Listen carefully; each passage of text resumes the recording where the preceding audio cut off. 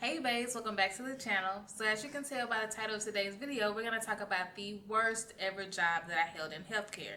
So if you want to hear more about my experience, then just stay tuned. So the video will start when I first got hired. So one of my friends told me about this job, and mind you, the job I was working at the time, I really did not like it anymore. The staff was kind of weird. We were losing so many staff, so we were overworked. I was overwhelmed. I was like, I need another job. So my friend who I met at that job had already left and went somewhere else. And this place was bigger, better benefits, like more levels, more staff is what I thought. I was automatically thinking there's definitely more staff at this new place, so I wouldn't be overworked. So of course she tells all the bosses about me. I put in my application, they give me an interview, and it went like smooth as butter because they knew about me already from her telling them about me, and I sold myself because I really wanted to leave the job I was at. So I get hired, and then we start working together, and it's peaches and cream. Like, I'm seeing her every day, we're talking, we're chit-chatting. Now before she got me hired at this job, we weren't like the best of friends, but we were getting closer. So of course when I started working there, we got even closer, and she really is now one of my really good friends. But when she first got me hired, we started working together, and she introduced me to another girl that she met on the job. And this girl has also become like one of my good friends, and we still keep in touch. But of course I met her through my other friends, so I'm closer to my other friend, the one that got me the job. So we started working together, and we started going to lunch together, me, her, and the other girl. Now, at the hospital I was at, because this was a hospital now, you can only go to lunch for 30 minutes, and they would prefer that we stagger them because we were so freaking busy. Like, this is where I kind of got tricked, because I was thinking there's definitely more staff, but I didn't realize there's definitely more doctors and definitely more patients. So everything was just going way too fast, and we were working so hard that sometimes my lunch, I wouldn't even be able to eat before, okay, there's more patients coming in, I gotta go back upstairs. So me and her and the other girl just all started going to lunch together and kind of started breaking the rules. Like, we would take 35, 40 minutes, 45 minutes at lunch, and for at least a month or so, that was actually okay. No one said anything, no one gave us grief about it. But sooner or later, the lead on our floor, she was like, you guys have to stop going to lunch that long. Plus, we need to start staggering our lunches, so you can't all go together. There's less people on the floor. Mind you, though, she's my friend, the other girl's my friend. I'm not going to lunch by myself. So let's just get that straight. I'm not going by myself. So she told us that one day, and the very next day, okay, we all kind of went to lunch late again. And so after this time, though, they had a meeting with us, with the higher ups. It was individually. So I went first, then my friend who got me hired, and then the last girl that I met at the job. We all had a talking to by the human resources department or the management department about how long the lunches should be and how we need to stagger them. Or if you finish before another clinic, you need to be helping that person, work down their schedule, which you never want to do, because if I don't work so hard for my doctor, why am I going to go over here and also help somebody work even harder for their doctor? Not going to happen. I'm going to go to lunch. So they told us that we got a verbal warning. We still have to sign something saying they warned us, but it wasn't like, oh, you're going to get fired or anything like that. It was just like, okay, guys, you know the rules. You have to abide by them. Totally got it. So a couple months go by. We're still doing the same thing, but trying to be a little bit more inconspicuous about it. Like, I may go a different route to go to the lunchroom, and then they may go a different route, or we'll meet up at the elevators, but everybody left at different times. Stuff like that, just to make sure we can still go to lunch together. So at this point, I've been working there now for like 2 or 3 months, and all hell starts to break loose, because the girl who's the lead on my floor also had like a rocky past with the girl who got me hired. And so now that she see that we're still breaking the rules, still going to lunch whenever we want to, not paying attention to like what she just told us, she really had it like out for me and the girls that I was hanging with. So she started doing some really spiteful stuff. Mind you, she's the lead on the floor, so it's like, the lead doesn't like you, it kind of puts a lot of things to like fall on you. You know what I'm saying? Because like, they trust her words. She's also been working there for a lot more years than I ever had planned to work there. So of course they're gonna take her word in some situations over mine. So a couple incidents happened with me and this girl where we were working together, and she would stop working. She would go talk to the doctors, she would go talk to other employees, but she would just stop working. And so, at that point, I'm seeing 30 or 40 patients by myself, and I cannot do that. That's like overwhelming. So I would go to her room and be like, hey, are we still working together? And she'd be like, yeah, we're still working. And I'm like, but how? Because you just pulled off the floor for like 15, 20 minutes. And in that time frame, we had 20 patients show up. And I'm working them up all by myself.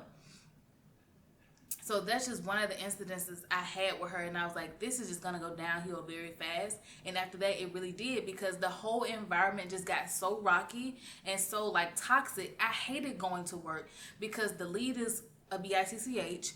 The management doesn't do anything to control the situation, so they just spiral out of hand, and something that could have been easily controlled is now something that's like a big deal, and you can't get past it. And that's kind of what happened to me. And another reason why I left this job after only working there for 5 months is because it was so toxic. I just could not get past it. And because you can't go to any of the management and get like solid advice, get solid changes happening, get them even a stern talking to, it's like, okay, so who do I talk to about this?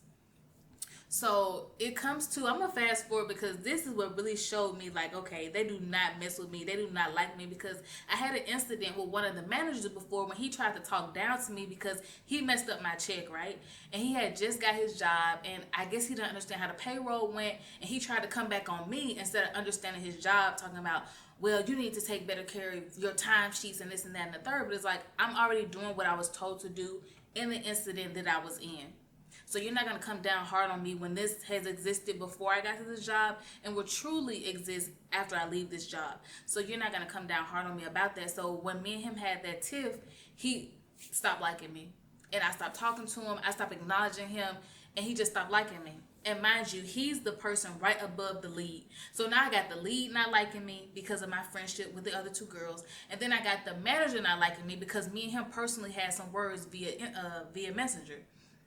So it wasn't good. So now we'll fast forward to the girl that my lead talks to like they're friends. I say that in quotes because they're not really friends. They talk at work because they're the only two people that have been there the longest, and they can get along, or sort of say, but like they're not friends. They're just work buddies. You know what I'm saying? So the girl that she's friends with is also the exact same way. She's one of those type A personalities. It's my way or the highway. So of course me and her had issues too because she tried to rule everything and boss everything. It's like, girl, there's no co-leads on the floor. You're not a lead in your own department. So why are you trying to do so much and be so much? It's not like you're getting paid so much more than me to boss me around. So of course you can tell by how passionate I am about it. I don't like her at all. But let's fast forward to when I was about to leave, because this is what put the nail in the coffin. I was like, I'm happy I'm leaving this job at the time that I am. So they're supposed to have a card for me, and this card was supposed to have all the people on all of the floors signed, and they didn't do that. They literally, my boss above the two people I just named, she came to me and said, did you get your card? And I'm like, no, what card? She was like, the card that I gave to your lead. She's supposed to have everybody sign it. And she was even mad for me because she was like, why is this card not signed? I gave it to you weeks ago to get everyone to sign it before Valencia left, because I told them probably a week in advance that I was going to leave. So they had time to get it signed. And they didn't. So it comes down to my boss asking me, like, where's your card? And she was like, oh, I gave it to your lead like a week ago to get it signed. And my lead, mind you, I guess she knew the situation was about to occur. She ran downstairs and said that she had to do something downstairs. So they called on the phone like, hey, girl, where are you? Where's Valencia's card? And she's like, oh, I gave it to so-and-so. And they're like, who? And she's like, oh, I gave it to the other manager, the one I also had an issue with. So she gives it to him. And of course, he doesn't get it signed either. So the boss that are above them two, she's like, let me go get your card signed. And she was like, they wonder why people leave this job. And I'm like, girl, they don't wonder. They know why I'm leaving. And that's why they're doing all of those shady stuff they're doing now, because they know I'm leaving soon. So she actually runs down. And I told her, don't waste your time doing this, because this is honestly the worst job I've ever worked. So I don't want a card. I don't want anything. But she still runs downstairs. She gets the few signatures she can get, and then she gives me the card back. And then, mind you, they also had cupcakes for me because I was leaving. They had the cupcakes sitting in the conference room at 2 o'clock. Tell me why nobody told me that there were cupcakes in the conference room until 4 o'clock. And everybody's about to start leaving work at like 4:30, 5 o'clock. So I'm like, so the cupcakes been sitting back there, so who didn't inform me? And of course, it's my lead. She didn't inform me because she didn't care if I got the cupcakes or not. But that just showed me how spiteful she was. And I was like, I am so happy to leave this job. And when I left a beautiful note for my friends and I just told them, like, you know, I know this is toxic, but just be who you are. Don't let these girls bully you. Nothing like that. Like, just keep working, doing what you do. I left a note on my door, like, whoever wants this room, you can have it, because you'll soon have a turnover as well. No one's going to stay at this job longer than a few months. And then on the girl's door, because you write your name next to your door, I put slashes all through their names. I know it's petty, I know it's childish, but it made me feel so good because they're so petty and childish, and I'm not that person. So I was like, I just have to get them back like one last time, just to let them know I hear you, I see you, and I don't like you. So I did that before I left, and I was so happy. And now at my current job, I really, really like it. When I first started, I was so nervous because it's a new industry, like totally different from the job I left at the hospital. So I was really, really nervous about doing it. But now that I'm in it, and I've been working there now for like 3 weeks, I feel a lot more confident in what I'm doing. So yeah, that is a story of the worst ever job I ever worked in healthcare. If you ask me in the comments nicely what hospital it was here in Georgia, I'll tell you, because they have so many offices, you'll never know which one I worked at, but I'll definitely tell you which hospital it was if you ask me nicely. Alright guys, so this has been the end of this video. I want to thank you so much for watching to the very end. I know it's kind of short, but hey, I want to block this out. This is in my rearview mirror. I never want to talk about this job again. But thank you guys so much for watching. Make sure you stay tuned to my next video. And until next time, bye babes.